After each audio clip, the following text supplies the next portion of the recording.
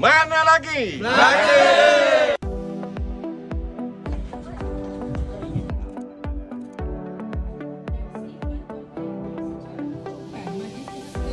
Pagi tadi kita ada di bawah Lembaga Perumahan Melaka. Kita ada baiki rumah.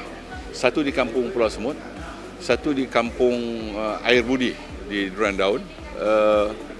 Jumlah yang dibaiki menelan kos sebanyak RM20,000.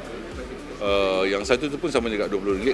Mau saya bilang kita tukarkan bumbung atap dengan kayu yang kita terpaksa tukar. Penerima sumbangan bagi membaiki rumah mereka itu ucapkan banyak terima kasih kepada Lembaga Perumahan Melaka. Setakat ini di bawah Alpin 2 saja. 2 saja. Yang lain tak ada lagi. Kebanyakan kalau ikutkan yang nak diberi ada tak berapa banyak lagi lah.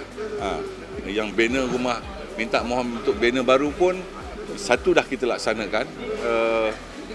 Ada yang masih lagi menunggu waiting list lah.